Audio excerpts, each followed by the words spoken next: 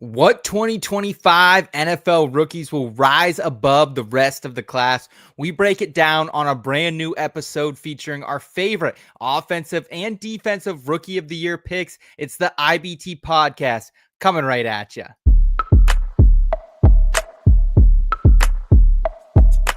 I've been going dummy, out of bounds, putting on a clinic. Stick around, carrots in my hardware. KC, caught him in the crosshair. Look at me, been the guy, call him Mr. MVP. Keep your ass on the bench by my MPC. Earn my stripes like I fix this league. Your dog's on the turf, my dog's in the street. You can find me somewhere in between. Never a dull moment like a movie scene. About to do the ops like I did this beat. Let them keep talking RG3. Coming to you live. This is the In Between Fantasy Football Podcast. All right. Welcome into the In Between Fantasy Football Podcast, your place for both a refreshing and feel-good take on fantasy football and NFL gambling. Tonight, we take perhaps what will be our final lap around the 2025 NFL rookie class, this time from a gambling perspective. I'm your host, Seth Wilcock, as I have been for roughly the past 260 some episodes of this particular program. And tonight I'm joined by some of the best players in the game. He's a big business, a light ranching son of a gun. He's Eric Romoff. Eric, how are you doing this evening? Roughly 24 hours or so removed from your state of Texas rigging the NBA lottery. Yeah, it's kind of funny how that happens around these parts, right? Whenever a lopsided deal goes down in the NBA, all of a sudden the team on the wrong side gets the first overall pick. And not to mention the San Antonio Spurs, back-to-back rookie of the years, now get the second overall pick. Definitely a fun time for hoops in Texas. Not a fun time in terms of the weather. Got up to a steamy 109 degrees today, so we are hotboxing it. We are sweat lodging it for the IBT fam. Hey, well, we appreciate you, brother. Also linking up with us tonight is the guy on the left, as the YouTube commenters like to refer to him as. He's our entertainment and NFL betting expert here at IBT. He's Boston's boy, Steve Lawson. Steve, what's good up in the Bay Area, man? Oh, just staying emotional as usual, making sure that everyone on YouTube just gets all up in their feelings about every take that I get. Things are going good, man. We got some nice weather here, finally. I'm feeling ready, and I'm ready to bring the heat for some rookies tonight. I am disgusted. Obviously, we're having a hard time here in Boston with Jason Tatum going down with an Achilles tear. Yeah. It just doesn't look great right now for the Boston Celtics. My Celtics are not looking like we're going to go back-to-back, unfortunately. Yeah. But that just means it's time for my boy Jaylen Brown to take the reins and show that he is, in fact, a top 10 player in the NBA next season. So I'm going to look at the glass half full. Well, I was going to say it's football season. You can turn the page to football, brother, because that's what we talk about on this show. Running the sticks for this show behind the scenes is producer Kyle Scott. Jim, how are you after another semester out there and the bird comes to an end, man? I'm doing fantastic. The roads are so much clearer now that all the students are gone. I get much better parking. Things are just so much easier now that the semester's over, frankly. Well, I'm glad to hear that, man. We know there's not a ton of sports going on downtown right now. Not a lot of people going to the Pirates games out there. So definitely getting your roads back down there in the city of Bridges. Tonight on the program, bringing back a fan favorite segment, Bear in Mind or BS. These are our headlines from rookie OTAs.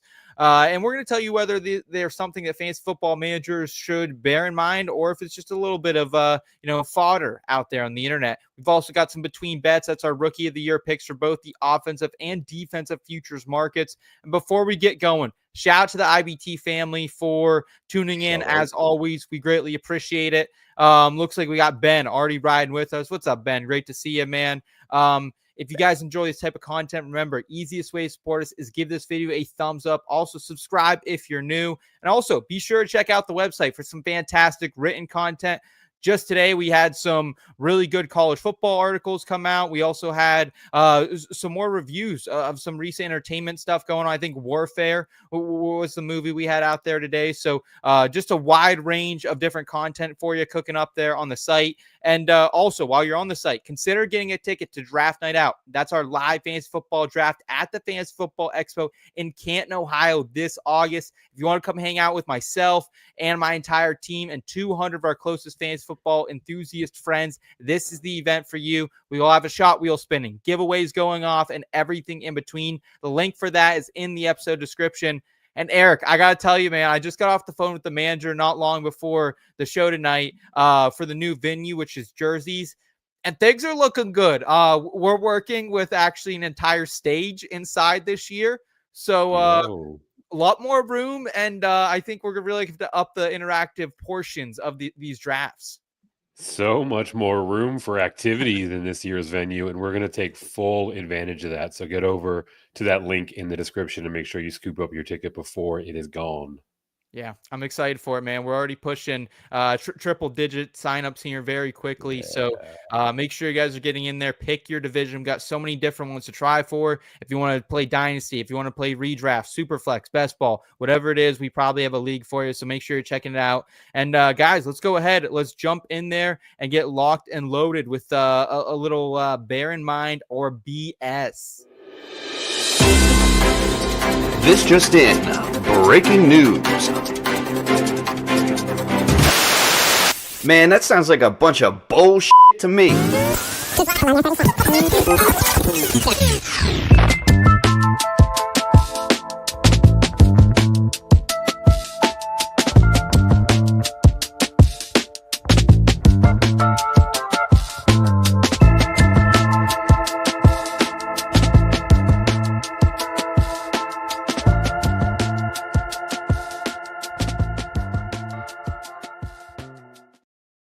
All right, it's bear in mind or BS. These are some top headlines from rookie OTAs. And we're going to tell fantasy football managers and NFL bettors whether they should bear in mind this or if this is just a load. So let's start with the obvious in the room. It's Derek Carr retires. Tyler Shough's offensive rookie of the year odds are diced at the same time. And Shough is a guy who came into this after this NFL draft process 40-1 at open. He's now down to 15-1, the sixth lowest odds for any offensive rookie.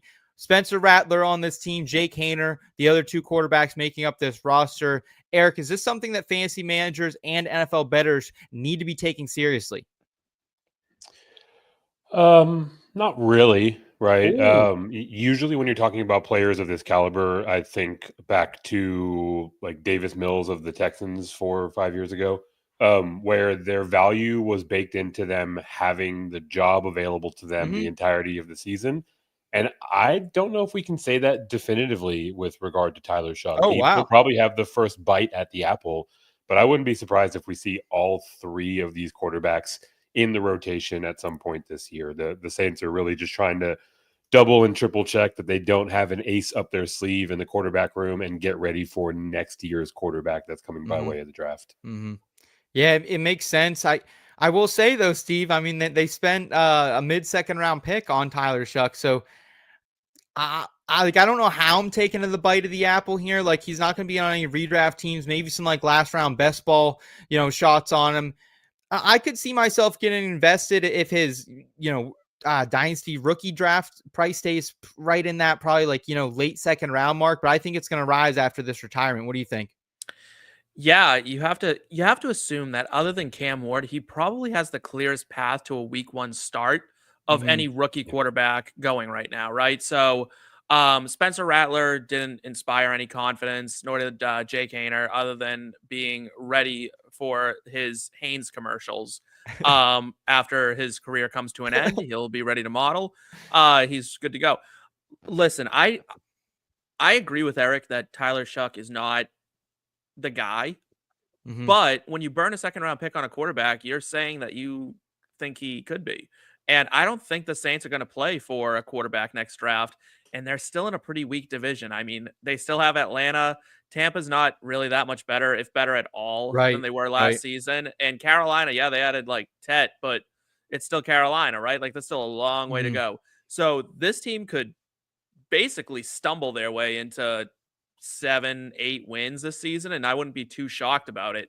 So they're probably not going to be in play for the number 1 pick. So Tyler Shough's odds make sense that he could potentially be rookie of the year just based on his opportunity being higher than other people's. Yeah, it's so interesting because the odds are most split here, as in they're telling you, hey, he has a shot here at offensive rookie of the year. But then at the same time, you look at the Saints Super Bowl odds and they're longer than anyone.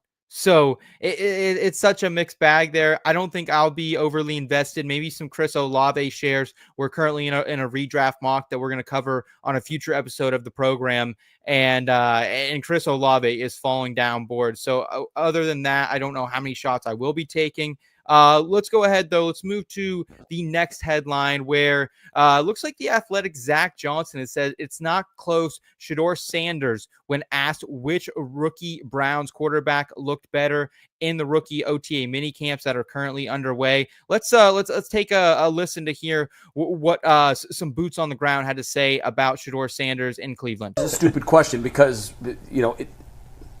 it's limited. But did one of the two look better to you in what they were asked to do than the other? In just throwing the ball, it's not close.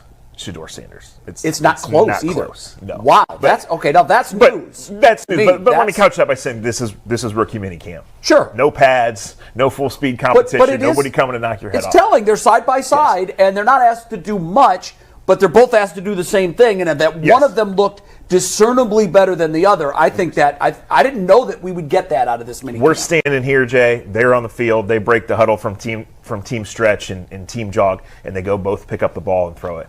It's no question. Wow, I think that's telling. So, guys, we have these reports coming out. Most of them are favoring Shedeur, looking at like the better rookie here, potentially lining him up for a starting job down the line. However, we have Joe Flacco here. We have Kenny Pickett here as well. A lot to be decided. I don't think Kenny or Joe are going to take a ton of reps this offseason. Definitely not Joe. I think probably Kenny a little bit more, try to get himself on this roster. One of these 4 quarterbacks, though, will not be a Brown by week 1. Eric, is what we're hearing out of shout to the Browns Sports Show, or the Cleveland Sports Show, that is. We appreciate you guys for that bit of content there. Eric, is this something the Athletic Zach Johnson is his report that Shedeur is looking like the better quarterback? Is that something that we as fantasy managers and bettors need to bear in mind, or is this BS? I think it's something to bear in mind, right? By whatever means it came to this point, Shedeur Sanders was a huge tumbler in the NFL draft and was the 2nd or 3rd quarterback on many evaluators board. So it's not surprising to hear that him compared to Gabriel throws a better ball, right? That's certainly not something that's going to knock you out of your seat. And I think this is kind of the arc for Shedeur Sanders, right? Being such a significant faller, tumbling down the board like that, he's going to have to win this position day by day, brick by brick, right? So getting into rookie minicamp and having more zip on his ball and looking like the more capable thrower is the first step on that path, right? So he has to continue to build that momentum. I think he is categorically the more talented of the 2 rookies. So it's obviously encouraging to see that the boots on the ground are confirming that in rookie OTAs. Yeah, I completely agree with you. Steve, when it comes to Shedeur Sanders in dynasty leagues, obviously I think you and I were both high on him coming into the process. He's now current fantasy ECR ranking of rookie 25 overall. So beginning of the 3rd round, are you cool shooting your shot there on Sanders beginning of the 3rd or potentially late 2nd round? No, and I don't want you putting that evil that I was ever high on Shedeur Sanders on me. Like, don't besmirch my name like that. Sorry, that was my other show. That was D-Bro. D-Bro was also high I am never ever going to sit here and say I was high on Shedeur Sanders. Listen, I'm not putting not even a 3rd round pick on the Browns' 4th string quarterback right now. No. Like, that's my honest to God answer. Like, this is why no one drafted Shedeur Sanders. This is something to bear in mind. It's exactly why no one wanted to draft this dude. He's not good enough to start, and yet you're having these discussions of whether or not him or the other cut candidate, Dillon Gabriel, looked better. there's a world where neither of these guys are on this team come August. I mean, it's a real possibility. I'm not talking about 4th and 5th string quarterbacks. I just will not do it. Let me throw out a couple names. Dynasty rookie drafts. Would you rather Bayshall Tootin or Shedeur Sanders? Eric? In Superflex? Yeah, one word. Yep. Shedeur Sanders. Shedeur Tootin. Steve? Tootin. Jaden Blue? Blue. In blue. Oh, okay. Mason Taylor? Sanders, I guess. Jalen Knoll? Noel. No. Kyle Williams? Williams. Tyler Shough, last one. Shough. Sanders. Oh, okay. All right. So some different, like this is a thing though. That's what we have to keep in mind. I think as the fantasy community, there's some very split opinions. Steve on the one side of the hedge, Eric very much on the other side of the hedge. So yeah, it's going to be fun to see how it plays out there in Cleveland. We'll keep you guys updated throughout the off season. Let's move on to the next headline, which keeps us in Cleveland here. 5th overall pick, Mason Graham, a guy who helped myself cash a lot of money during the NFL draft, and Steve as well, to go 5th overall.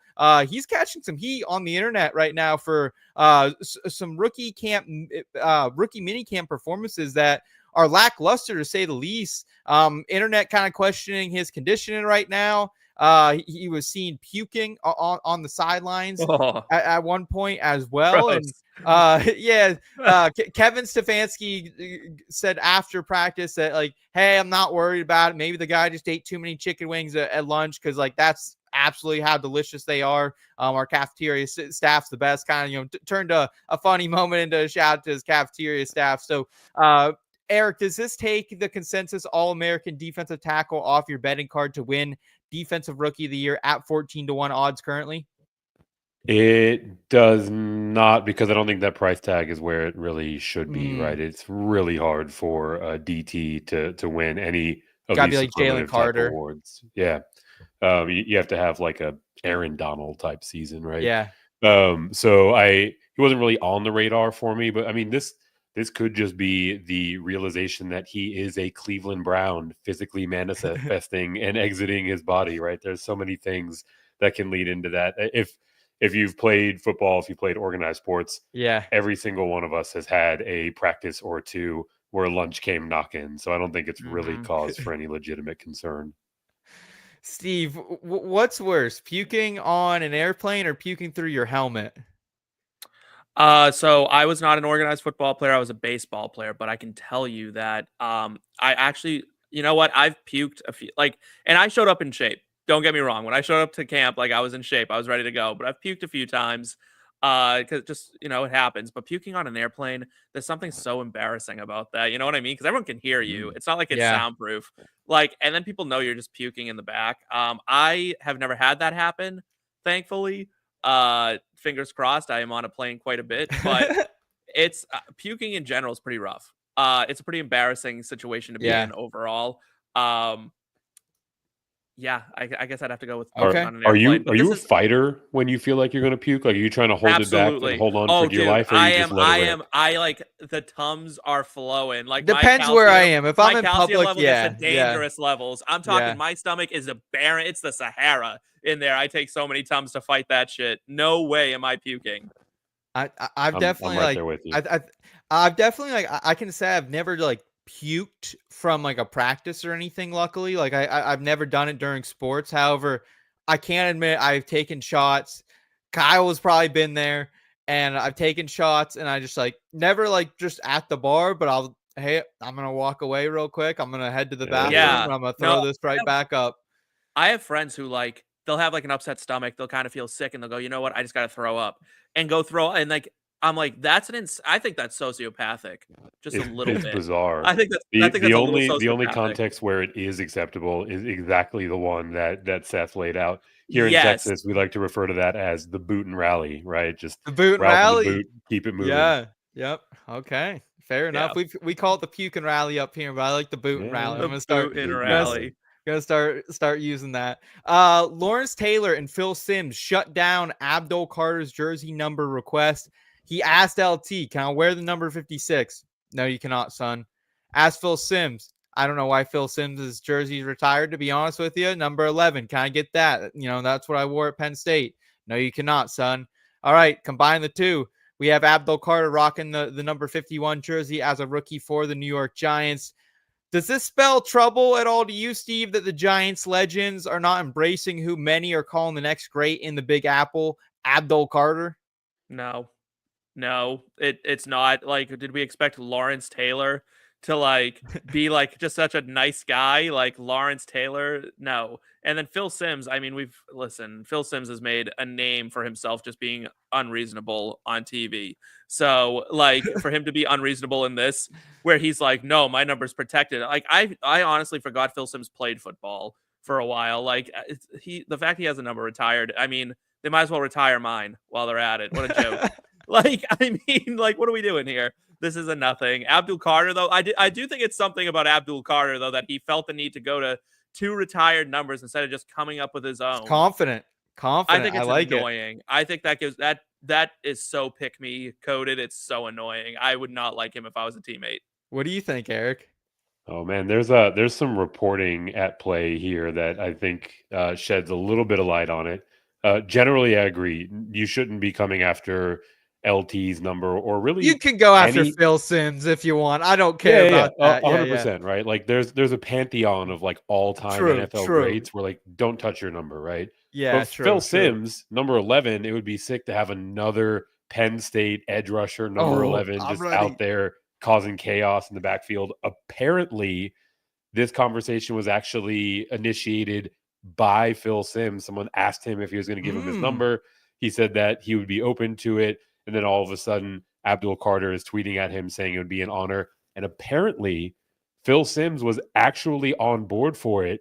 But then it was his wife, Diana, and his daughter, Deidre, that got into his ear, a little house meeting, y'all. And it got vetoed down. So we were a hair's breadth away from Abdul Carter wearing number 11. And then a family meeting ultimately tore it down. God forbid Abdul Carter sully the good number of Phil Simms, who everyone forgot played football. In Phil Simms' defense, I can't understand for like marketing defense, like, you know what I mean? Like I can't understand why you would want that to stay retired. Phil Simms still pays for his own meals in New York. He's not a legend. He's a legend in that every single time someone wins the Super Bowl MVP, they quote Phil Simms. They're going to Disney World. True. Very, very true. Maybe your number shouldn't be retired for that, but he will live on. For being a marketing ploy? Yeah, no, you shouldn't have your number retired for that. Moving forward, RJ Harvey makes a bold statement about year number 1. He says, quote, I want to make an immediate impact in this league. I want to be like those guys. Darren Sproles, he went crazy with the Saints. Alvin Kamara too. I want to be better than those guys. I just took our guy RJ Harvey at 5'11" in our redraft mock. I couldn't be happier at that value. Eric, I knew you were high on him in Dynasty when we did our mock draft over there for the rookies a couple weeks ago as well. So it sounds like RJ Harvey has the right attitude. And not only does he know the comp of Alvin Kamara in this Sean Payton offense, but Darren Sproles once upon a time as well. What was a trendy fantasy play? Yeah, Sproles was definitely that dude.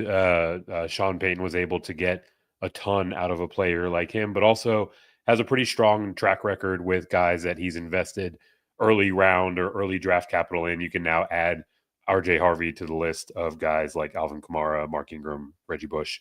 The thing that I like most about RJ Harvey is he probably has the clearest path to a 3-down workload in an offense that netted Javonte Williams the 5th most targets in the running back position last year. So he very much so has vacated opportunity in front of him that he can gobble up and make the absolute most of. 5'11", that's a steal, Steve. That was a steal. What were you doing? You're napping over there. You and Jake Perry were napping. You were sleeping. Dude, can we talk about like teacher you forgot to pass out homework energy? Seth hopping in the chat saying, "Don't forget to scroll down to find all the rookies." Like that's the part. That's the part of doing off-season drafts, right? If you don't know, you don't know. It's so lame. Let me tell you something about RJ Harvey. Number one, Like, listen, I love a good confident player, right? But one thing I just said it with Abdul Carr, right? Like, what is this with these guys that come in? And you know what this gives? It gives Josh Rosen being like, those 9 guys are gonna regret not What's drafting your me. issue with Josh Rosen? He's always catching strays on this Because program. Josh Rosen is like the poster child for this new wave of rookies coming in, Josh Rosen's older than me. laying out this ridiculous like proclamation for the world. RJ Harvey is an inch taller than me. Okay, and that's his listed height, which means I'm probably an inch taller than him in real I don't life. need my running backs tall, dude. Brother, slow the fucking roll. Okay, ooh, I'm sorry. But slow your roll. Slow your roll. Because this dude is 24 years old. It took him forever to be anything at a subpar school. Okay? To walk in and put yourself in the same sentence as Alvin Kamara, that's crazy. That's crazy to do that. I like it. I understand where you're coming from. You Sorry to all the listeners. But the language got me hot.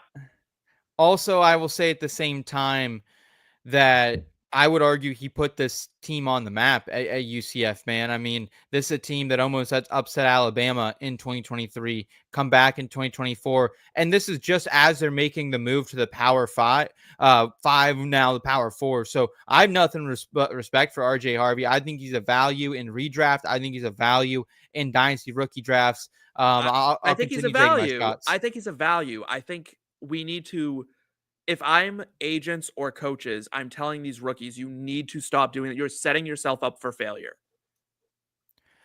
Last story here, and nothing to bear in mind for fantasy football purposes, but just some great news. Gabe Taylor gets a tryout with the Washington Commanders. This is a DB/safety out of Rice, and why this is notable is because this is the brother of the late Sean Taylor, who was the 5th overall pick by Washington in 2004, two-time Pro Bowler as well, before being murdered during a home invasion in 2007. So, Eric, just some great feel-good news here out of some rookie camps. Gabe Taylor getting a shot with the Commanders, able to potentially carry on his brother's legacy. Yeah, it definitely gets you directly into your feels, right? Especially when it is that Washington franchise that his brother played such a prolific brand of football for. Really cool to see that he's getting that workout. Also, talk about an age gap. I'm pretty sure Sean Taylor would have been like 42 years old this year for his kid brother to be making an appearance in 2025. Yeah. Definitely cool to see. Blast from the past, right, Gabe? I mean, Sean Taylor's time with Washington, his time as a Miami Hurricane, like, dude put up some legendary film. Yeah. Steve, I'm sure as a guy who has followed the ACC as closely as you has throughout your life, I'm sure Sean Taylor's run and way too short of a life and a career definitely meant something to you as well. Yeah, as a college football fan, right? Like, there's nothing you can say about Sean Taylor that hasn't already been said and isn't absolutely worth saying, right? Like, this is a guy who a lot of times we see athletes like posthumously become legendary, and their legend is hyped up. Sean Taylor wasn't that. It's almost understated what this dude did on a football field. It was another level. Like, he was robbed of a life far too early, and he was robbed of what could have been the greatest safety career of all time. He was so good. And I'm so happy that the Commanders are doing this because it shows a classiness, a willingness to reach out and be an organization that you want to play for, right? Like, and this doesn't feel like something the Commanders of old would have done under the old regime. No, so this was not them for so long. Yeah, it feels so good. It feels right. Like, if I'm a free agent, if I was a free agent or a star or something, this would play into how will they treat me and those who come after me when I'm done with them, right? Like, my legacy with them, what will it be? This is really positive. I love this. Yeah, this is one of the coolest NFL news notes we've had in quite some time on this program. So very, very happy about it. Good luck to you, Gabe Taylor, man. Let's go, buddy. Keep it up. Keep doing your thing for your family and your brother to be proud of you, man. And Washington Commanders, great turnaround for that. I mean, wow. I've never seen a turnaround like that for a program. You become like the heel of the league to potentially one of the most beloved franchises overnight. That's what someone like Jane Daniels and some powerful players in that front office can do. So shout out to them as well. Guys, let's go ahead and turn the page, though. Let's get into our offensive rookie and defense of the year future bets in between bets. Between bets.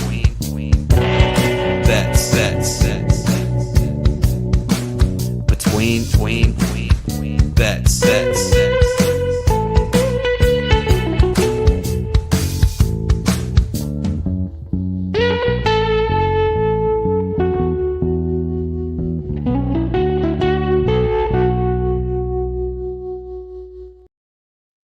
All right, it is our between bets. We're breaking down the offensive rookie of the year and defensive player of the year, rookie of the year, future bets. This is always a fun market, guys. We've been talking about these rookies from a fantasy football perspective for quite some time. Now we're going to be breaking down the odds, and let's start on the offensive rookie side of the year. And it starts at the top with the favorite Ashton Jeanty plus 250, Cam Ward coming in at plus 400, Travis Hunter locked in there at 10-1. We also have Omarion Hampton 14-1. Tyler Shough, we talked about him earlier in the program. He's 15-1. Tetairoa McMillan, and yes, we can no longer just call him Tet on this program. He says disrespectful to his mama, so we'll only be calling him Tetairoa or T-Mac on this show. 15-1. Quinshawn Judkins 22-1. His Ohio State teammate 22-1 as well. Travion Henderson, RJ Harvey 25-1. Matthew Golden 25-1. Shedeur Sanders 28-1. So looking at these odds, Eric, is there anything you've currently invested in or something you're keeping an eye on throughout this off season that you're going to potentially be getting invested with before we get that green flag come September? Yeah, the man staring us in the face on the graphic, that being RJ Harvey. I've already now talked earlier in the show about the opportunity that he walks into. I think that he can be one of the few 3-down backs that is starting from week number 1, right? We fast forward to the end of the 2025 season. It's a pretty short list of guys that we're going to see walk in as rookies and get the type of usage that he projects for. Honestly, it's probably like just him and Ashton Jeanty, right? So Okay. if he makes the most of this opportunity in an offense that should be able to move the ball down the field, he can post some gaudy stats. And, when we find rookie running backs win this record, or win this award, I should say, they're usually putting up double-digit touchdowns. They're usually really stacking up the yardage week over week. And he's got that opportunity. So to get that at 25-1, right? You're looking at essentially a little less than 3-1 for the only other guy that has that type of workload laid out in front of him. So he's obviously not quite as talented as Ashton Jeanty, to put it lightly, but opportunity plays a large role in production. And if he posts numbers like I project him to, then he's going to be at least one of the finalists. And I love this price tag for that. This is a really interesting line because realistically, I would rather bet RJ Harvey at 25-1 than Omarion at 14-1, just because he does have Najee there. He does have guys like Ladd McConkey and Trey Harris who can help move the chains for that offense. So RJ Harvey really feels like one of the only shows in town right now in Denver. They got Cortland Sutton out there.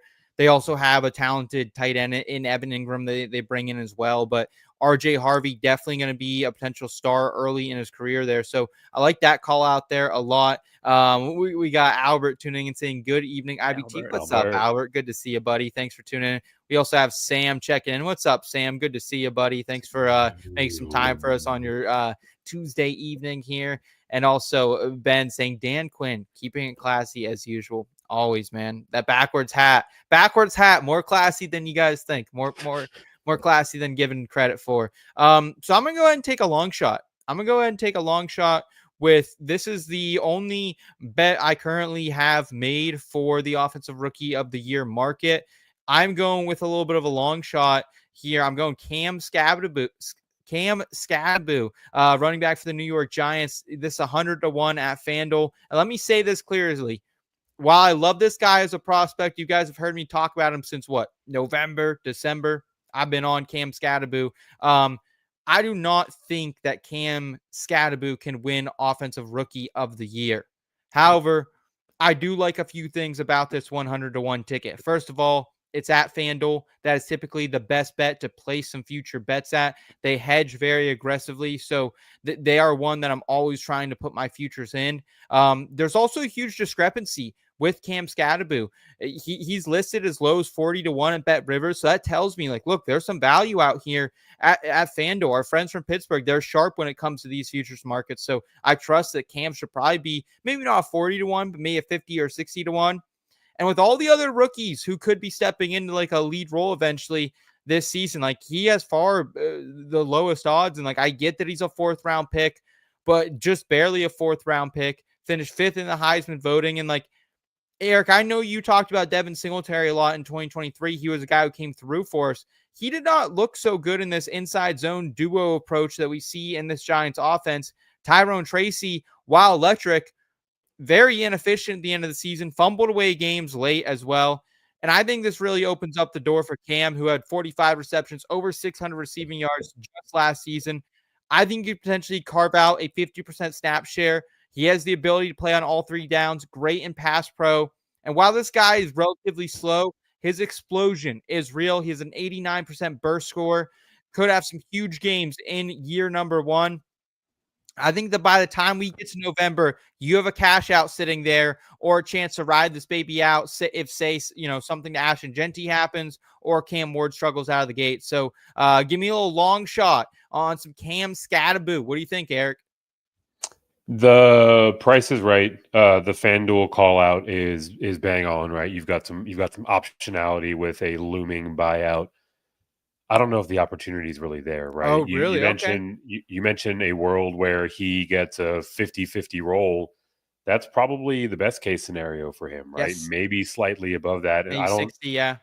I don't think if he makes even the most of that role, he's going to post the type of numbers that is going to get onto the radar of Offensive Rookie of the Year voters. So it's a long shot for good reason. Obviously, we are all prognosticating at this point in the offseason. So we don't know definitively how it's going to play out. So I like that you're getting the long odds, but I think a lot of things have to break Cam Skattebo's way in order for this one to be even a reasonable cash out option.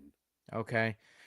Steve, do you feel similar? Because I took kind of a similar approach to the Super Bowl market. I threw a little bit of a long shot, 200-1 on the Titans. And while that did go down to 180 to 1 on DraftKings, did get a little bit of value there.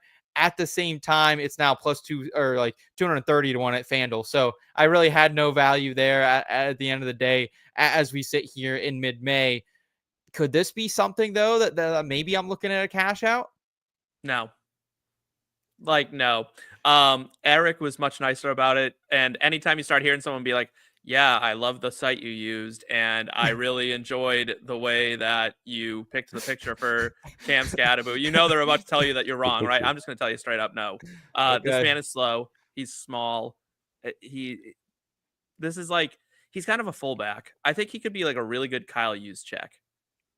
That's fair. That's fair. That's what he probably is. And this is not and by the way, I think he likes to go by Cameron. There's something with these rookies that they all like to go by their full names. Mitchell Trubisky said that too, so that is not a good sign. That is not a good sign for these boys. So Cameron Skattebo, who it's a no. It's a no. It's a no for me, dog. Okay. Okay. That's where I'm at. Okay. Fair enough, Randy Jackson. I appreciate that. I will throw it back over to you, Steve. You have an interesting play here at 12-1.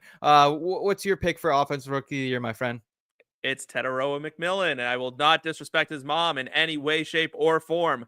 When it comes to using full names, I will happily use this man's because I think this is the next big name wide receiver in the NFL. I think he's going to be far and away the best wide receiver in this draft. It's not going to be particularly close. I think he has a very easy, clear path to 1,000 plus, maybe 1,100, even 1,200 yards if he really stays healthy and Bryce Young takes even the smallest step forward. And would you be like, here's where I sit. Remember Kelvin Benjamin in his rookie year went for about 1,000 yards and 10 or 12 touchdowns, right? That's not unreasonable to think that Tetairoa McMillan could do that as well. So I think that would be enough given the weak offensive class I think we're looking at. If Jeanty doesn't pull it off, and I think there's a chance he doesn't because the Raiders are terrible, I think Tetairoa McMillan could. And I would say he's probably the most logical pick after Ashton Jeanty Yeah. to pull it off. It's a very interesting case, Eric, especially because you would think that most years, while we do have some stacked wide receiver classes in recent seasons, that 12-1 for the presumptive wide receiver one is a really good number. I remember in the past, like last year, Marv was opening up around like 7-1, 6-1. Even Malik Neighbors was shorter than 10-1 at open. So 12-1 for our guy T-Mac is not a bad number at all. Yeah, specifically in the context of him being the favorite at his position, right? You know, usually with these markets in particular, you see quarterbacks priced up because usually awards are quarterback slanted, right? But if nothing else, there's kind of a grouping of the consensus wide receiver one, running back one, quarterback one that all have a pretty similar market. So to find Tetairoa McMillan out here at 12-1 is phenomenal. And let's not forget just how much of a heater Bryce Young finished the year on last season, right? There's really no reason for concern that he shouldn't be able to step right into that groove that he carved out at the end of 2024. And there will be Tetairoa McMillan, right? Ready for those red zone plays, ready for all the touchdown equity. I love his role and his opportunity in this offense. And I think at minimum, we have a higher baseline for Bryce Young's play this year. Yeah, I certainly agree. It was exciting to see almost like the Alabama Bryce Young a little bit, where I was always kind of a little bit anxious to watch him because he is a smaller guy, right? Like that was always kind of my issue. That's why he was not my QB1 coming into that class, and it was CJ Stroud. But he started to, be a little mobile, be a little frisky. Like he started to get his feet under him late in the season. He has to be, because I think it's not unreasonable to say. I think he has to be at this point. I think we might see him come out with his head on fire a little bit because he knows he's playing for his job. Right. This is it. Like, there's no more time. There's no more, like, another benching means the end of his starting career, right? Like, he knows it. We know it. So I would expect to see Bryce Young coming out and maybe even just desperately trying to feed this man. All right. Well, for my last bet of the night here on the offensive rookie of the year side, before we flip over the defense, it's a bet that I do not recommend placing now, but let's keep our head on a swivel for it. Ashton Jeanty, running back for the Raiders, plus 290. I already have the Cam Skattebo play for that long shot that I wanted that opening line value. And while I do think like almost 3-1 is a really good number on Ashton Jeanty, I was expecting to maybe have to play him all the way down to 2-1. There's going to come a time this summer where either your sports book is going to say, hey, there's no sports on. Here's a 25% boost to go bet on whatever sport you want, and you're going to be able to place that on this. Or there's a time where usually in August, while football season's gearing up, DraftKings specifically will throw out a boost. Hey, here's a 50% boost on any future. I'll go put this on Ashton Jeanty. Get him up as high as you can, man. Because while I'm really high, and I think the highest probably for all of us on the show on Cam Ward, Jeanty feels like I can't miss at this point. Average 28.4 touches, joins a Raiders team that spent the 6th overall pick on him and only has Raheem Mostert, Sincere McCormick, Zamir White, and Dillon Laub in the backfield. Pete Carroll, this is the guy who's always wanted to win with defense and running the ball. And now he's bringing in his former quarterback, Geno Smith, who, wow, he's a great signal caller. Like, we know who Geno Smith is, and he's a guy who actually helps running backs for fantasy. He's very friendly at dumping it off. And this also Chip Kelly offense who will be behind the scenes here. And Chip is a guy who, if there's one thing we know about him, he runs a high pace. So I think we're looking at potentially like plus 350 touches for Jeanty. And while this Raiders offensive line a little sketchy at best last year in run blocking, I think it should be enough for Jeanty to cash this ticket. So plus 290. I'm not placing it yet, boys, but just kind of, keeping my head on a swivel throughout the summer for it. I will be placing it at some point before we go live in September. I mean, I like it. Are you looking for our input on this? No. Are you like afraid we're going to yell at you again? No, this is okay. That's okay. We don't need to add. I mean, we don't need to wax poetically about Ashton Jeanty. We really don't, because everyone knows kind of what the deal is here with this guy, right? He's a freak. He's a gamer, loves football. I one's do concerned think about this Chip is the Kelly. right mentality, right? Whether it's a boost that's coming later in the summer or the annual tradition of everyone falling in love with rookie player X when they're in the middle of minicamp and out there in shorts and a red jersey on, right? So the market is probably going to fluctuate to a point where his odds might get a little bit longer. So if you're patient, I think you can take advantage of it. Let's go to the defensive rookie of the year odds. The favorite, no doubt about it. It's Abdul Carter out of Penn State, plus 275. Now wearing that Giants uniform in the Big Apple. Jalen Walker comes in at 10-1. Coming out of the University of Georgia, Walker went off the board at 15th to Atlanta. Travis Hunter, 12-1. We cashed a gnarly 65-1 Heisman ticket on him last year. Can he do the same? Mason Graham as well. We also have Mason Graham out here puking up his guts in off-season OTAs, but still doing the work. Mike Green, 15-1. Mikael Williams, 16-1. Jair Campbell, 18-1. James Pierce Jr., 20-1. Shemar Stewart, 20-1. Steve, throwing it over to you first, man. Where are you going with your favorite defensive rookie of the year bet? Yeah, I'm going to take the chalk on this one. I looked at the board, and no one speaks to me in any way other than Abdul Carter. It just feels like he's so far and away the best bet. Because I just don't know what the rest of them look like in terms of NFL bodies, in terms of where they fit. Mason Graham, another high pick, but he's a defensive tackle. That's really hard to figure out. The guy I was actually looking for, and he was such long odds that I was like, you know what, I'm probably going to stay more realistic, is Thomas, the defensive back out of Florida State. I really like what he brings to a team. He's playing opposite Sauce Gardner. So, I mean, I think he could have a really solid rookie season. But I'm going to stick with Abdul Carter. I think with that defensive line, where the pressure's taken off of him because he has Dexter Lawrence, because he has Brian Burns, because he's got a great linebacking core behind him, he can pin his ears back and go crazy.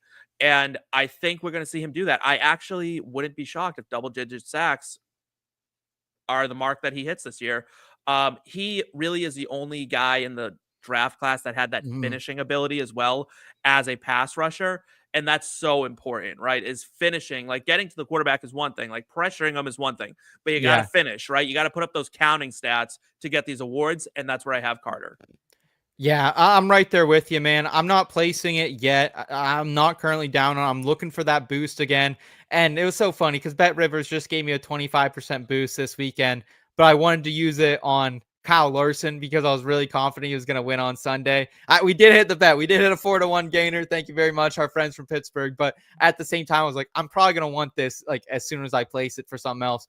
But the thing about Abdul Carter that I agree with it here and why I'm sniffing around is that Carter is someone who not only does he have sexy Dexy Brian Burns, but also Kayvon Thibodeau. We didn't even mention him, who's going to be playing out there with him. So I agree. They're not going to be able to double team him a lot. And the interesting thing about Carter, he comes out here, leads the country in tackles for loss with 24, tied for 6 in sacks with 12. Not only is that in the Big Ten, one of the best conferences in the country for offensive line play, but more importantly, this was Abdul Carter, 2024. A lot of people don't know this. This was his first year playing edge. He will only get better. He was an inside linebacker before that. They moved him outside. And keep in mind that Micah Parsons did the same exact thing, but he didn't play edge at all in college until he got to Dallas. And he still won Defensive Player of the Year while making that transition a year later than Carter. So I'm all in. I bet this down to 2-1, but I'm going to be like Braveheart and hold. And I'm going to wait for the boost this summer. Let's go, baby. Abdul Carter. Yikes. All right, Eric, thoughts on Carter, and who are you going with for your bet to round us out here? Yeah, I think Carter is the betting favorite for good reason. I like to look at a little bit longer odds when I'm going to tie my money up for any amount of time, and that brings me to Shemar Stewart, the Cincinnati Edge that is at plus 2,000 right now.